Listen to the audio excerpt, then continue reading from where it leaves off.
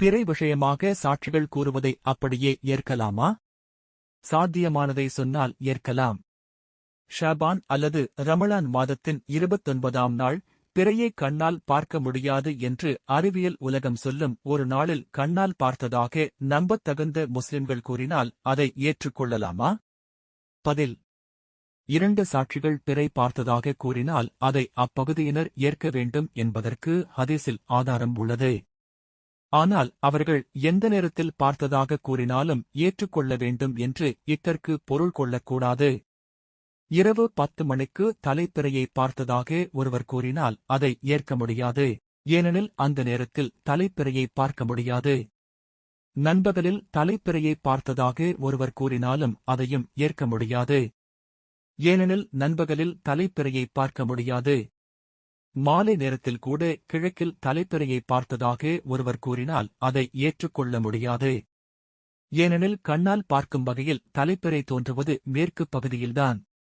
பிறை 25 இல் தலைப்பிறையை பார்த்ததாக ஒருவர் கூறினாலும் அதை ஏற்க முடியாது.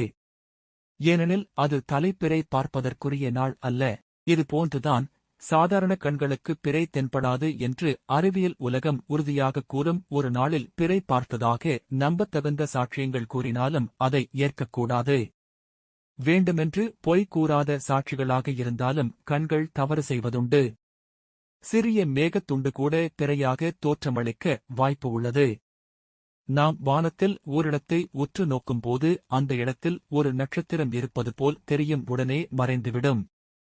ஆனால் உண்மையில் அந்த இடத்தில் நட்சத்திரம் எதுவும் இருக்காது. இந்த தவறு பிறை விஷயத்திலும் நடக்க வாய்ப்புள்ளது. ஒருவரை விஷம் வைத்து கொடுத்து கொன்றதாக நம்பகமானவர்கள் சாட்சியம் கூறுகிறார்கள். ஆனால் பிரேத பரிசோதனையில் விஷம் கொடுக்கப்படவில்லை என்பது உறுதிப்படுத்தப்பட்டால் சாட்சிகள் கூறியதை யாரும் ஏற்க மாட்டார்கள். இதுபோல் பிறை பார்க்க சாத்தியமற்ற நாளில் பிறை பார்த்ததாக கூறுவதை ஏற்கக்கூடாது. காரணம், பிறை தென்படாது என்று அறிவியல் உலகம் கூறுவது நிரூபிக்கப்பட்ட உண்மையாக இருப்பதால் அதை மறுக்க முடியாது. இந்த இடத்தில் ஒரு சந்தேகம் எழலாம்.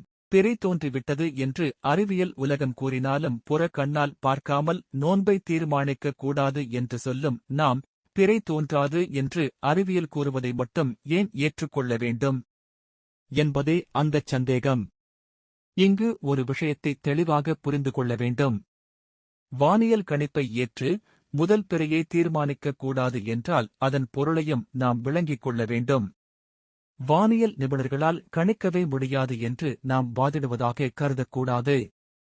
பல 100 வருடங்களுக்குப் பின்னால் சென்னையில் தோன்றக்கூடிய சந்திர கிரகணத்தை இன்றைக்கே அவர்களால் கணித்துச் சொல்ல முடியும். எத்தனை மணி, எத்தனை நிமிடத்தில் தோன்றும் என்று கணிக்கிறார்களோ அதில் எந்த மாற்றமுமின்றி அது நடந்தேறும். அந்த அளவுக்கு வானியல் வளர்ந்துள்ளது என்பதை நாம் ஏற்றுக்கொள்வோம். இன்று இந்த பகுதியில் பிறை தென்படும் வகையில் இருக்கும் என்று கணித்துக் கூறினால் அந்த பகுதியினர் காணும் வகையில் ஆகாயத்தில் நிச்சயம் இருக்கும். ஏனெனில் அந்த அளவுக்கு துல்லியமாக கணிக்க இயலும். மேகம் மற்றும் சில புற காரணங்களால் நமது பார்வைக்கு தெரியாமல் போகவும் கூடும். அவர்களது கணிப்பு சரியானதுதான் என்பதை ஏற்றுக்கொள்ளும் அதே சமயத்தில் தலைப்பிறையை தீர்மானிக்க அதை அளவுகோலாக கொள்ளக்கூடாது என்பதுதான் நமது வாதம். ஏனெனில் நபிகள் நாயகம் அவர்கள் மாதத்தின் முதல் தினத்தை தீர்மானிப்பதற்கு கண்களால் பார்க்க வேண்டும் என்று வரையறுத்துவிட்டனர். வானியல் கணிப்பின்படி எங்கே எப்போது பார்க்க முடியும் என்று கூறுகிறார்களோ அதை நம்பி அங்கே அப்போது பார்க்க முயற்சிக்கலாமே தவிர பார்க்காமல் தலைப்பிறை என்ற தீர்மானத்திற்கு வரக்கூடாது. அதே சமயம் குறிப்பிட்ட நாளில் பிறை தென்படுவதற்கு வாய்ப்பே இல்லை என்று அறிவியல் உலகம் கூறும்போது அதை நாம் ஏற்றுக்கொள்வதில் தவறில்லை. இந்த இரண்டுக்கும் உள்ள வித்தியாசத்தை புரிந்து கொள்ள வேண்டும். சூரியனும் சந்திரனும் கணக்கின்படி இயங்குகின்றன. திருக்குரான் 55:5 இந்த வசனத்தின் அடிப்படையில் குறிப்பிட்ட இடத்தில் சந்திரன் தோன்றாது என்ற கணக்கிற்கு மாற்றமாக நம்பத்தகுந்த சாட்சிகள் கூறினாலும் அதை ஏற்றுக்கொள்ளத் தேவையில்லை.